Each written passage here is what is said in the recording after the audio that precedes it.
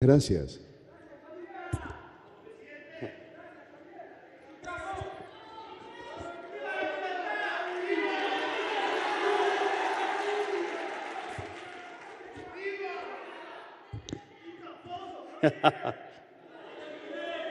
¿No hay uno con más marchas? Hola a todos.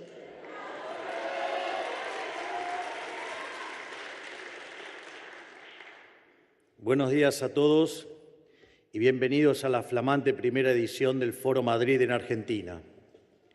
Es una gran alegría y orgullo para mí tenerlos aquí.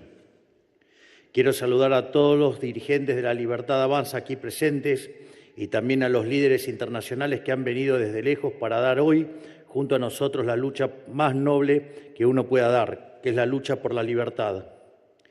Y quiero dirigir un saludo especial a mi gran amigo, Santiago Abascal, que es el autor intelectual e inspirador de este foro.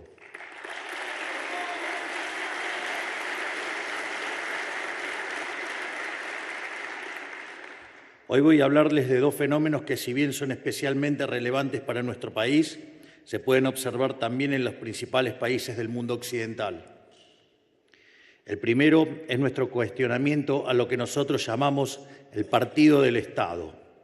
Esas estructuras políticas que, independientemente de qué sello partidario utilicen, rechazan el modelo de la libertad, porque su mera subsistencia depende de ello, que no es otra cosa que lo que en la Argentina se ha popularizado como la casta. El segundo, y como advertencia al mundo que nos está mirando, es sobre por qué es tan difícil salir del abismo sin fondo que es el socialismo. Muchas veces digo que en algún sentido los argentinos somos profetas de un futuro apocalíptico que nosotros ya vivimos, pero que el resto de Occidente aún tiene por delante. Lo digo porque, como lamentablemente en los países líderes del mundo libre, se vuelve cada vez más populares las ideas que hundieron a la Argentina en la miseria. Y se olvidan o se cuestionan precisamente las ideas y valores que impulsaron el indiscutible desarrollo global de los últimos 250 años. Esto hay que repetirlo hasta el hartazgo porque mucha gente lo menosprecia. Los últimos 250 años fuimos testigos de la hazaña civilizatoria más importante de la historia humana. Y este proceso fue posible principalmente gracias al desarrollo del capitalismo de libre empresa a lo largo y a lo ancho del mundo, que apuntaló a la humanidad en lo económico, en lo social, en lo científico, en lo cultural y en todas las dimensiones de la vida humana. O sea, este periodo de expansión de la vida humana fue posible porque se cultivaron, se respetaron e incluso, cuando hizo falta, se defendieron con uñas y dientes los tres derechos fundamentales del ser humano: el derecho a la vida, a la libertad y a la propiedad. En particular, en lo económico, primó la noción de que la búsqueda del libre interés individual produce beneficios colectivos. Adam Smith Dixit. Y que, por lo tanto, el empresario que arriesga capital en pos de una ganancia es un benefactor social, no un villano que gana a cuesta de los que demás pierden, como nos quieren hacer creer los resentidos de la izquierda. Durante 250 años, el capitalismo de libre mercado, regido por este simple principio, hizo milagros en el mundo. Generó una explosión de riqueza tan dramática que sacó de la pobreza al 90% de la población, llegando al punto que para el año 2020 solo el 5% de la población global vivía bajo la pobreza extrema. Hoy una persona de clase media tiene mejores niveles de vida que lo que tenía un rey hace 200, 300 años. Por eso no es casualidad que aquellos países que son más libres hayan crecido el doble que los reprimidos, ni que tengan un PBI per cápita 12 veces mayor que el país reprimido, que tengan 25 veces menos de pobres en el formato estándar y 50 veces menos en el formato extremo. Este último dato a los socialistas les da pavor, porque no soportan la idea de que un pobre pueda prosperar a través del mecanismo de mercado y sin la dádiva de un político. A veces no sé si es un problema de fatal arrogancia o es un problema de que se les cuestiona el modelo de negocio. Pero bueno, esa es otra discusión. Durante los primeros 125 años de este proceso, nosotros los argentinos estuvimos en la punta de lanza en el desarrollo global y la sociedad toda gozó de las riquezas generadas por este modelo. Con el sol de la economía libre brillando sobre la patria, en pocas décadas pasamos de ser un país de bárbaros a ser el primero de la historia humana en eliminar el alfabetismo y además, en 1895, después de 35 años de plena vigencia de la Constitución, inspirada en las ideas de Alberdi, de ser un país de bárbaros nos habíamos convertido en la primer potencia mundial. Eso fue lo que nosotros llamamos la era de oro de Argentina. Pero ese siglo de oro concluyó cuando la dirigencia política decidió abandonar los principios que nos habían traído tanta riqueza y adoptar del modelo del Estado presente y la mal llamada justicia social. Así comenzó la era de humillación argentina que se extiende hasta hoy. Bueno, hasta el 10 de diciembre del 23.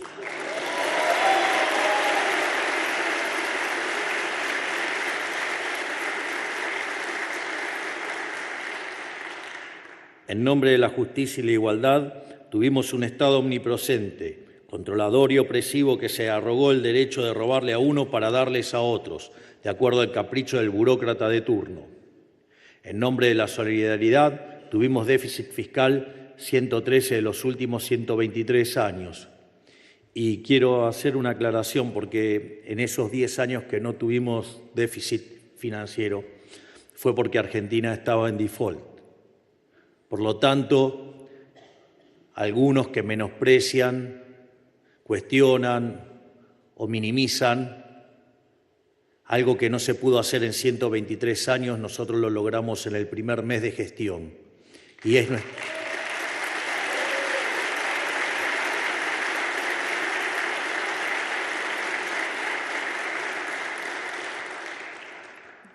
es nuestro compromiso seguir manteniéndolo. Y de hecho, próximamente estaré yendo al Congreso de la Nación Argentina a exponer lo que son las bases del déficit cero para terminar de una vez con este cáncer que es el déficit fiscal, las crisis fiscales y el desastre macroeconómico que ha hundido a la Argentina en la pobreza.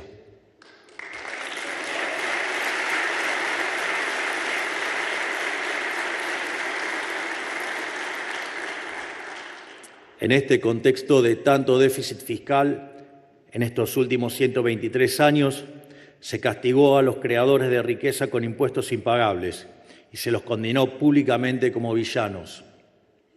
Como no alcanzaron los impuestos para financiar el déficit, se tomó deuda que rápidamente también se volvió impagable. Y cuando ya nadie nos quería prestar, porque nos habíamos convertido en el mayor defaultador serial de la historia moderna, comenzaron a imprimir dinero de manera indiscriminada. Y el mismo ciclo inició y culminó una decena de veces, castigando a la sociedad mientras los políticos y sus amigos se hacían cada vez más ricos. O los familiares.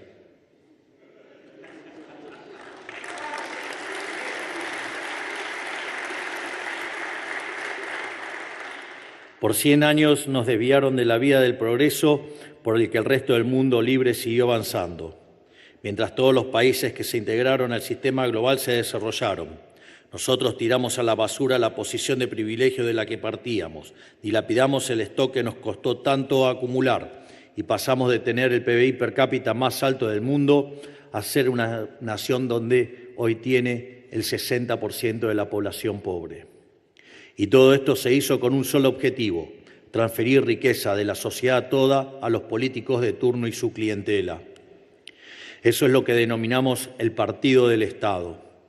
Para entender de qué hablo cuando me refiero al partido del Estado, tenemos que separar a la población en dos grandes grupos: los pagadores de impuestos y los consumidores de impuestos.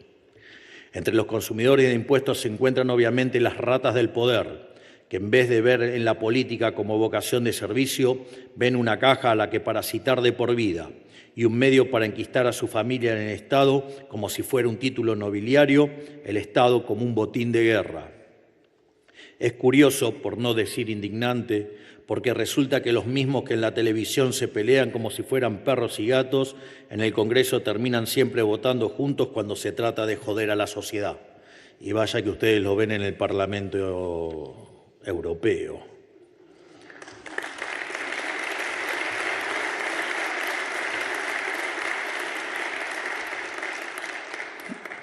Es una regla tácita de la política argentina de los últimos años. Cuando más votos tiene un proyecto en el Congreso, peor es para la sociedad. Pero el problema no se detiene en ellos, sino que abarca a todos los que reciben plata y favores del Estado, como contraprestación por defender con uñas y dientes el statu quo en lugar de defender los intereses de la población, que es la que realmente llega y paga, digamos, con sus impuestos. El partido del Estado no se agota en los políticos y en los contratistas. Es decir, no solo es la casta política, sino que también son los empresarios prebendarios. Pero no, claramente que la casta no termina ahí. En esta larga lista podemos encontrar a los periodistas y a los medios de comunicación, que hoy son poco más que un servicio de propaganda en venta al mejor postor. Podemos encontrar a los sindicalistas que entregan a los trabajadores a cambio de prebendas, a los gerentes de la pobreza, quienes administran asistencia social de los más vulnerables y los obligan a marchar contra sus propios intereses bajo la amenaza de cortarles el plan, o los supuestos científicos e intelectuales que creen tener una titulación académica los vuelve seres superiores y por ende todos debemos subsidiarles la vocación. Si tan útiles creen que son sus investigaciones, los invito a salir al mercado como cualquier hijo del vecino. Investiguen, publiquen un libro y vean si la gente le interesa o no, en lugar de esconderse canallescamente detrás de la fuerza coactiva del Estado. También podemos hablar de los artistas amigos del régimen, que reciben cuantiosas sumas de dinero para ir a dar recitales para 30 personas y sacarse fotos con el intendente y el gobernador. Muy interesante, días atrás, el cantante de Los Ratones Paranoicos, Juanse, señalaba que si bien él originalmente tenía una posición favorable al Estado, había visto que las cosas, algo había que estaba oliendo podrido, porque decía, no puede ser que vayas a dar un recital a Caleta Olivia con 50 personas y cobres como si estuvieras llenando el Madison Square Garden. Entonces, en ese sentido, me parece que hay que ver cuándo, digamos, las retribuciones que están cobrando esos artistas las pueden validar a mercado, porque si no, claramente es una estafa. Lógicamente, como parte de su circo irrisorio, tienen que recurrir a sofismas del estilo de que esos recitales son gratis, pero como aprendimos de Milton Friedman, no hay tal cosa como un almuerzo gratis. Esa frase, además de Milton Friedman, en realidad tiene que ver con su origen judío. Digamos, Milton Friedman era un judío polaco, y básicamente lo que hace es referencia a la salida del pueblo hebreo de Egipto, y que tiene que ver con que el pescado gratis, básicamente, los retrotraía a Egipto. Es decir, en Egipto el pescado era gratis, pero no era gratis, porque a cambio de eso se perdía la libertad. Y esa lucha sigue siendo, digamos, la lucha que hoy persiste en nuestros días. Y también es importante conocer sobre lo que fue esa lucha del pueblo hebreo saliendo de Egipto, porque hay una parte que no muchos tienen conocimiento, donde uno cree que cuando el pueblo hebreo dejó Egipto salieron todos. Lamentablemente no fue así. Como dice la Torá, 1 de cada 5. Por lo tanto, quiero que sepan que ustedes pertenecen al grupo de valientes del 20% que tiene y pone lo que tiene que poner para abrazar la idea de la libertad, y que aún los propios pueden estar tirando en contra de lo que uno está buscando, que es la libertad.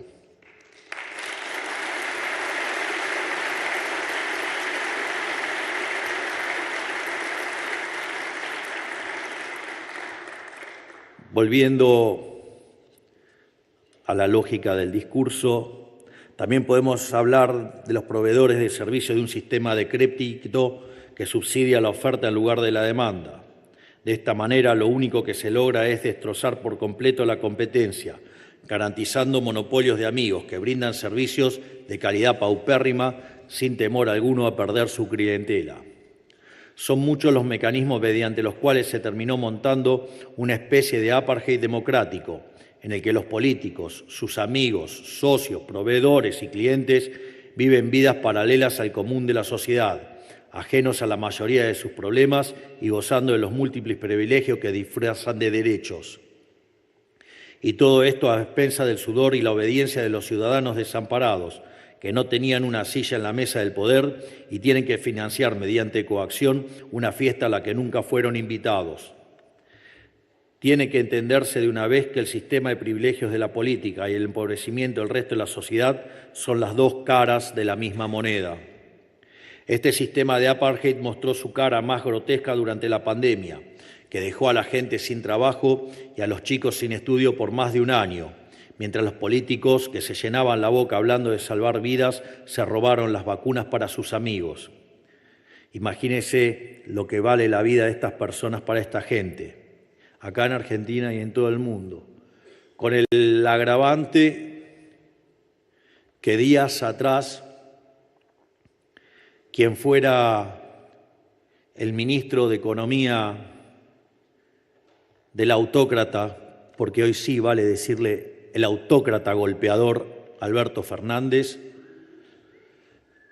confesó que como la pandemia les levantaba la imagen, la usaron y nos encerraron por rédito político. Y tranquilo, dale con todo, me encanta.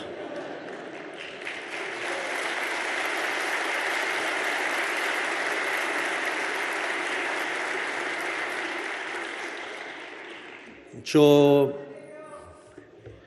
esto lo recuerdo como un evento muy interesante. Yo recuerdo que por esa fecha publiqué probablemente uno de los que han sido mis mejores libros, que se llama Pandenomics. Y una de las cosas que uno notaba cuando miraba los números era que si Argentina hubiera hecho las cosas como un país mediocre, deberían haber muerto por el COVID 30.000 personas, 30.000 de verdad.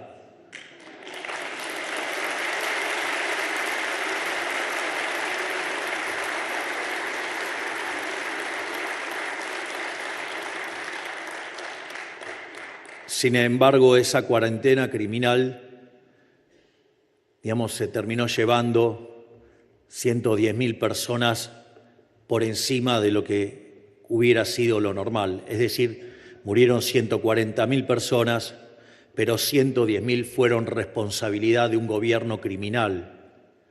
Un gobierno que, cuando se le señalaba lo que estaba ocurriendo, mandaba a sus esbirros mediáticos, a esos periodistas pauteros, corruptos, ensobrados, a perseguir a todos aquellos que criticábamos la cuarentena.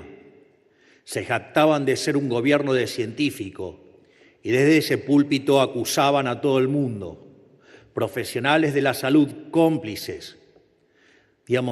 Algún día alguien va a estudiar o analizar en Argentina por qué, si en todo el mundo la solución para atacar a una epidemia era testear, ¿por qué en Argentina se testeaba tan poco? Sin lugar a dudas, pero yo soy poder ejecutivo, no poder judicial, muchachos.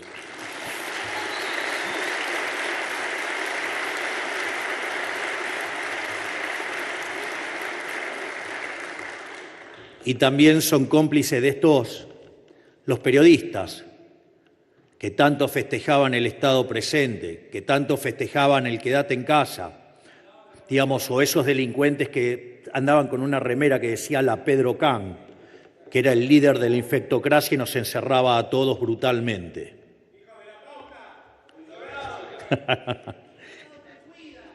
Sí, así nos dejó. Por lo tanto, ese partido del Estado tuvo el año pasado en Argentina a su candidato más deseado, sin lugar a dudas. No sé si recuerdan, pero en el balotaje del año pasado no hubo una sola organización social, sindicato, cámara empresaria, ONG, asociación civil o actor corporativo de relevancia que no saliera a pedir el voto por Sergio Massa. La AFA y decenas de clubes pidieron el voto por Massa, los radicales pidieron el voto por Massa, hasta la bendita sociedad rural lo apoyó. Ni que hablar de esos periodistas que llamaban a votar en blanco en el balotaje o no ir, ¿no? Que era la forma de ser cómplices. Y ni que hablar de aquellos que presagiaban una victoria abultada, contundente e irrebatible de Massa. No les salió.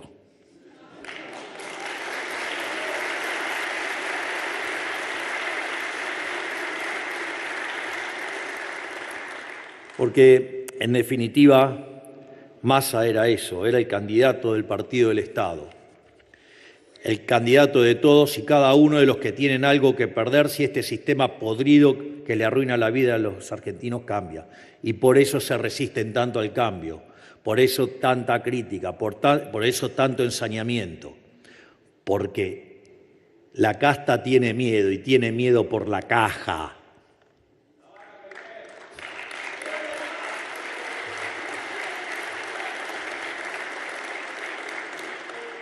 Pero también ese candidato era el candidato de los cobardes, que preferían una servidumbre tranquila antes que una libertad peligrosa, que seguramente les iría mejor con el modelo de la libertad, pero fueron paralizados por el riesgo que siempre conlleva el cambio. Bueno, sí, claro. Bueno, el resto es historia conocida. El 19 de noviembre, más de 14,5 millones de hombres y mujeres libres derrotaron al Partido del Estado y sus aliados y eligieron dejar atrás el modelo que les había arruinado la vida para asumir el riesgo de la libertad, incluso sabiendo muy bien lo duro que iba a ser la transición en términos económicos, porque nosotros siempre le dijimos la verdad. Si hay algo que me pueden achacar es que siempre digo lo que pienso, y a los efectos prácticos verán que siempre hago lo que digo. Es decir, mi palabra se cumple.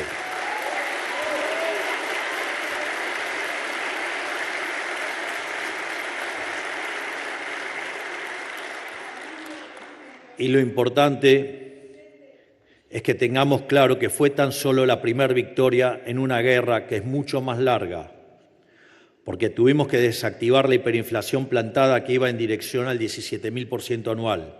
Tuvimos que sanear el balance de un banco central destrozado que estaba avanzado sobre los depósitos de la gente, equilibrar un déficit fiscal consolidado de 15 puntos del PBI y darle respuesta a un cuadro de deuda leonino todo al mismo tiempo. Aviso que si me pongo a hacer toda la descripción se me va una hora y no quiero arruinarles el día con una exposición tan extensa.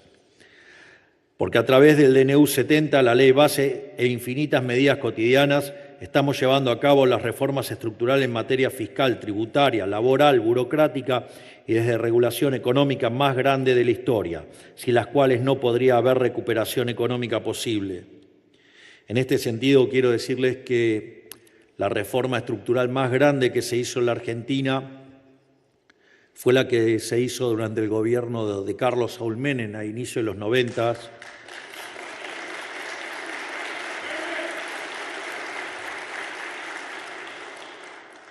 Y la reforma que nosotros hemos puesto en la cancha y que está en funcionamiento entre la ley bases y el DNU 70 es 8 veces más grande que esa reforma.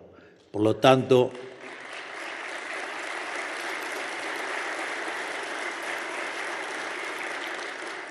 no solo que estamos haciendo la reforma estructural más grande de la historia argentina en menos de 9 meses, sino que además lo hemos hecho con el 15% de la Cámara de Diputados y con 10% de la Cámara de Senadores.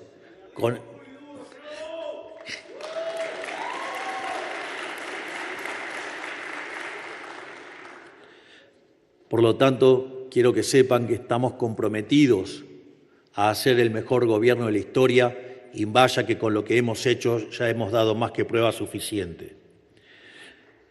Porque tenemos que gobernar un país en las peores condiciones económicas jamás heredadas, con indicadores propios de un país en guerra. Y porque tenemos que hacerlo siendo la presidencia con menor apoyo político de la historia, o sea, el gobierno con menos diputados, menos senadores, menos gobernadores y menos intendentes de la historia democrática, pero sin duda con el que más convicción ha mostrado a lo largo de toda la historia argentina.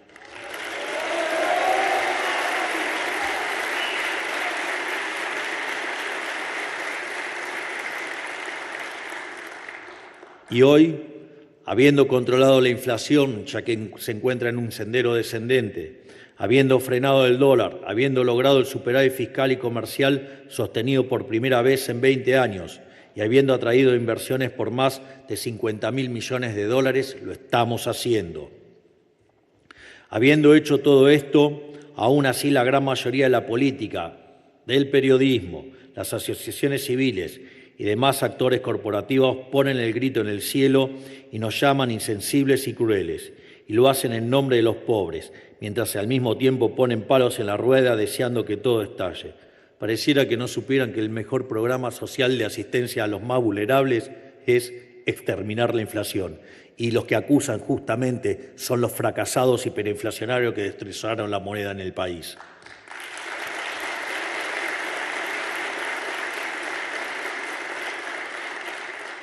Por eso, acá quiero ser muy claro con algo. El Partido del Estado conoce bien la gravedad del cuadro heredado. Incluso los analfabetos económicos comprenden que los recursos son finitos. Ellos saben perfectamente bien que si se aplicaran los aumentos del gasto que ellos reclaman, romperían la estabilidad económica por la que todos los argentinos nos hemos esforzado tanto, porque esto que hemos logrado es un esfuerzo de todos los argentinos y por ende debemos cuidarlo con uñas y dientes contra los degenerados fiscales que intentan romper y destrozar a la sociedad.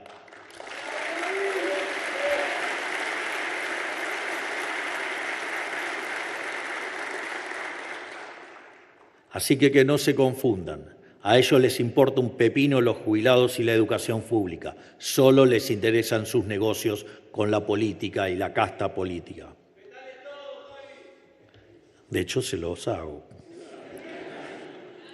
Los degenerados fiscales están dispuestos a quebrar al Estado y que 10 millones de argentinos más caigan en la pobreza y la miseria, con tal de sumar unos puntitos con discursos lindos en el recinto.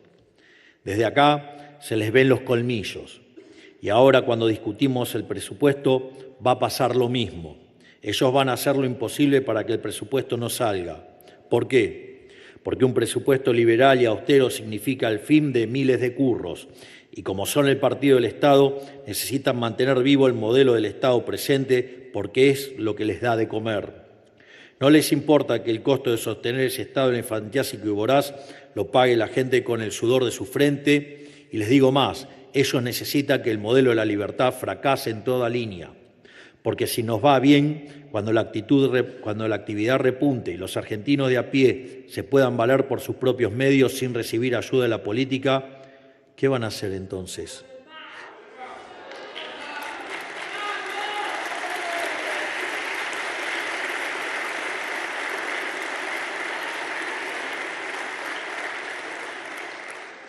Me están expoliando el discurso.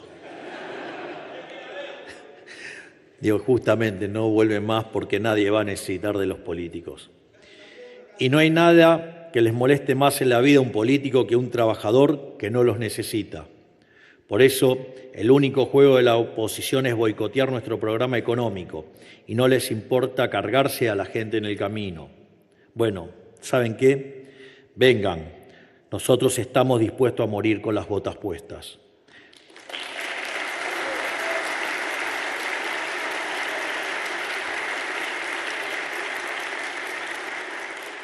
Es más, Si tenemos a toda la política en contra, probablemente estamos haciendo algo bien.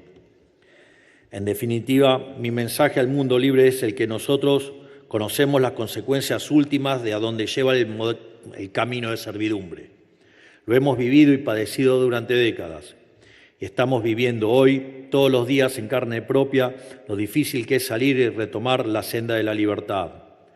Porque la máquina de generar miseria, que es el modelo del Estado presente, se comporta como una gran cofradía de la que tantas personas, partidos, asociaciones y hasta sectores de la vida, enteros de la vida argentina, son parte interesada, que harán lo imposible para que este sistema persista. Coquetear con el socialismo puede parecer gratuito al principio, puede parecer políticamente redituable, pero a la larga siempre genera un monstruo voraz y destructivo. No por nada siempre han sido un fracaso en lo económico, en lo social, en lo cultural, y nunca se olviden que asesinaron a 150 millones de seres humanos. Por eso, como les digo cuando estuve en Madrid hace algunos meses, la batalla cultural no es algo que uno toma o abandona según conveniencia, sino que es un compromiso inalienable que uno tiene que asumir siempre, desde el lugar que le toque. No importa si uno es un laburante, un estudiante, un emprendedor, un conferencista como era yo hasta hace pocos años, o un presidente como me toca ser hoy. Y a mayor nivel de responsabilidad, a mayor nivel de influencia, aún mayor tiene que sentirse el sentido del deber. Es interesante, ¿no? Porque Santiago, con mucha generosidad, describía el impacto internacional que se está generando a partir de lo que hacemos en Argentina y obviamente como líder de este movimiento me toca estar en la primera fila y tener un nivel importante de exposición. Y obviamente que a las ratas inmundas, fracasadas, liliputienses domésticas les molesta profundamente. Y eso va desde críticas por los viajes a críticas de imbéciles que dicen que se me vota para gobernar, digamos, y no para ser popular. Habría que contarle que de la inflación del 17.000 está bajando a niveles del 35 y que si limpian la inflación inducida van a niveles del 5 o 6% anual, o haber logrado el superávit fiscal, digamos, algo que nadie logró en los últimos 123 años, o, digamos, limpiar el balance del Banco Central en 7 meses cuando todo el mundo creía que era imposible, o hacer la reforma estructural más grande de la historia. Es decir, no solo estoy poniendo a la Argentina al tope mundial, siendo uno de los 2 políticos más conocidos del mundo junto a Donald Trump, sino que además estoy haciendo el mejor gobierno de la historia argentina.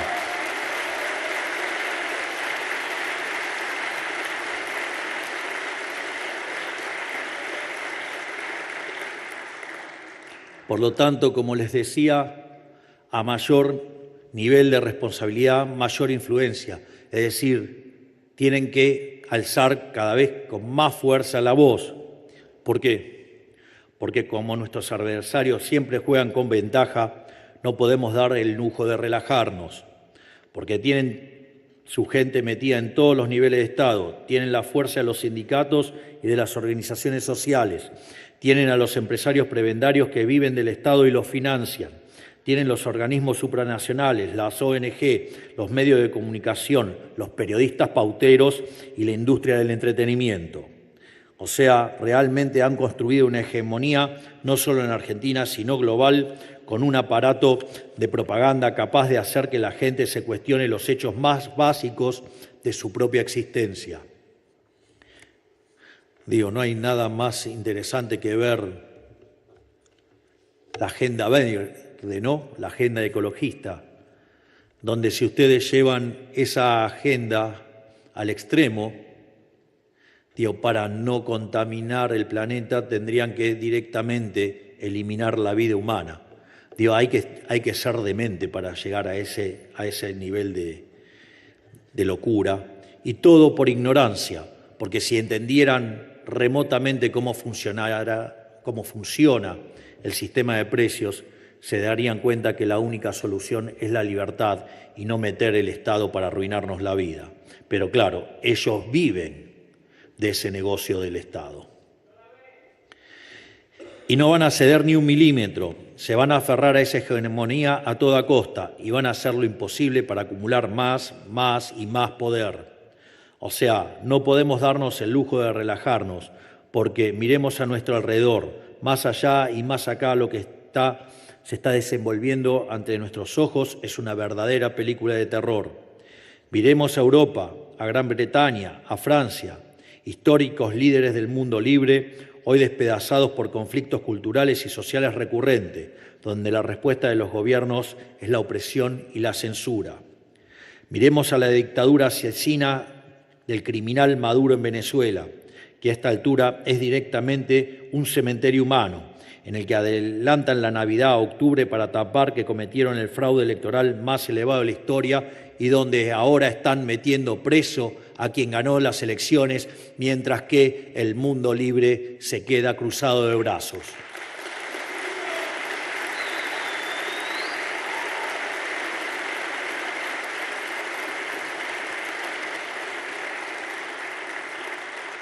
Hay que entender de una vez por todas que para que el mal triunfe solo basta con que los justos no hagan nada. Con esas posiciones tibias, políticamente correctas, o los imbéciles del centrismo bien pensante, lo único que logran es que el zurderío inmundo nos lleve por delante. Es más, todavía hay degenerados en la Argentina que tienen nostalgia por la revolución bolivariana. Y por último, miremos a Brasil, donde la justicia dicta el poder petista, ahora mismo está prohibiendo X, que no es otra cosa que la arena pública, donde los ciudadanos brasileños y del mundo pueden expresar su voz y expresar su disidencia. O sea, quieren prohibir el espacio donde los ciudadanos intercambian libremente sus ideas. ¿Quién sino un tirano que está equivocado en todo puede avalar semejante acto de opresión? Les aviso que gran parte del periodismo doméstico, como no se bancan la libertad de las redes, claman y reclaman por el viejo formato de Twitter, que tenía la censura de los woks. Es decir, claman por el derecho a la libertad de expresión, pero sucede que libertad de expresión solo para ellos y censura a los que piensan distinto. ¿Eso es libertad, muchachos? Por favor, ¿por qué no toman un rato y se escuchan solitos y ven lo vomitivo y repugnante que son tratando de hablar de libertad, mientras que persiguen a los que verdaderamente defendemos la libertad?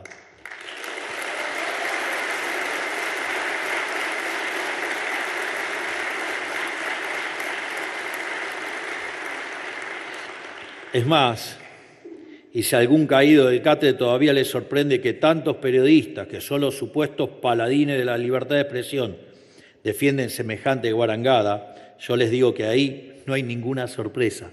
Es absolutamente esperable, porque son parte de la corporación política y la casta, digamos, que han empobrecido a los argentinos, por ejemplo. Porque es precisamente la libertad y la horizontalidad de las redes lo que pone en jaque su monopolio de la verdad y derrumba el castillo de naipes que es su relato. Y después son esos mismos caraduras que tratan de tonta a la gente, los que dicen que la libertad de expresión e inclusive la democracia misma está en peligro con gobiernos como el nuestro.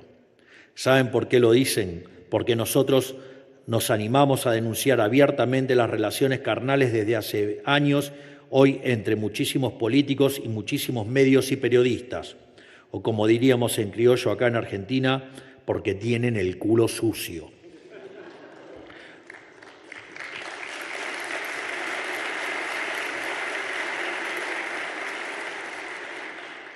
Por eso es que no hay que abandonar nunca la batalla, hay que darla siempre, desde el lugar en el que estamos, sin cuartel, y aunque nos cueste la vida. Y hay que darla tirando con el mismo fuego que tiran ellos, no prendiendo velas, ni pidiendo perdón ni permiso, Ya vimos a dónde lleva ese camino de los tibios.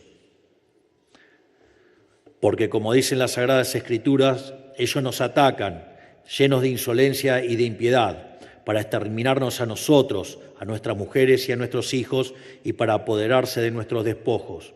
Nosotros, en cambio, luchamos por nuestra vida y por nuestras costumbres. El cielo los aplastará delante nuestro. No les tengan miedo.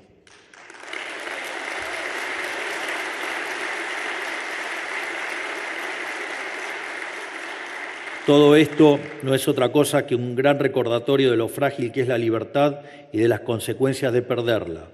Hay que ganársela, pelearla por ella y cuidarla todos los días, porque te descuidas un segundo y te la arrebatan, y una vez que te la roban no te la devuelven más, y recuperarla se vuelve una tarea titánica, como estamos viendo hoy en la Argentina. Como decía Thomas Jefferson, el precio de la libertad es la eterna vigilancia. Por eso es tan importante que estemos aquí hoy, porque los valores y libertades básicas que hicieron de Occidente la hazaña civilizatoria más importante de la historia de la humanidad realmente está en peligro, en la región y en el mundo. ¿Y saben cuál es la única forma de salir adelante? Con lealtad entre nosotros, con organización y con fe en la rectitud de nuestras ideas. Solo así, a la larga, vamos a triunfar a pesar de tener todo en contra. Y por eso es tan importante tu iniciativa, Santiago, y por eso tanto te debemos y por eso tanto nuestro agradecimiento eterno hacia tu enorme tarea e iniciativa. Gracias, Santiago.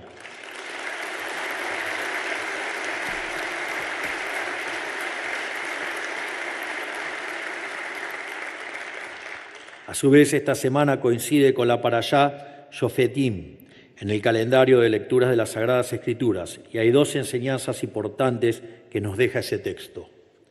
La importancia de perseguir la justicia como condición básica para una sociedad civilizada, pero la justicia de verdad, la imparcial, no la mal llamada justicia social que administran con capricho los tiranos. Y a su vez, la noción de que cuando uno sale de la guerra solo podrá tener éxito si va con fe. Aquel que carece de fe tendrá miedo y quien tiene miedo nunca podrá estar a la altura de lo que la lucha demanda. Nadie puede luchar bien si no tiene fe. Y vaya que nosotros sí la tenemos y vamos a dar la batalla y además la estamos ganando.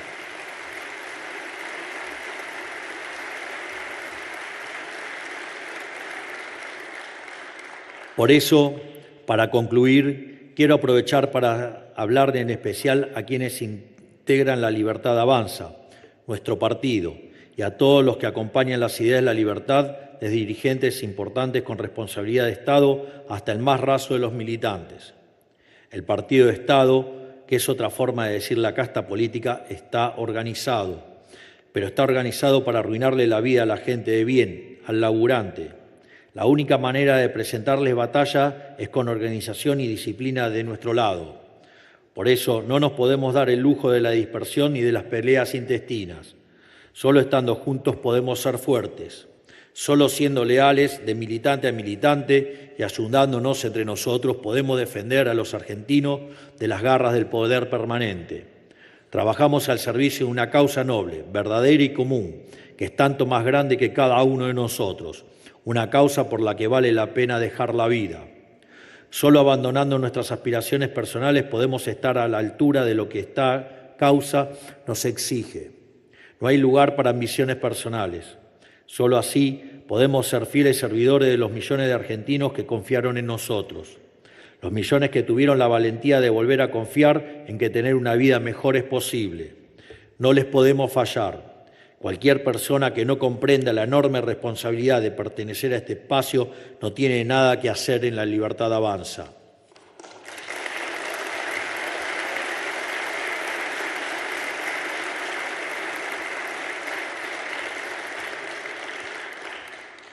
Quienes sí lo comprendemos, le decimos a los argentinos que no teman, porque nuestra fe es tan grande como el desafío que tenemos por delante.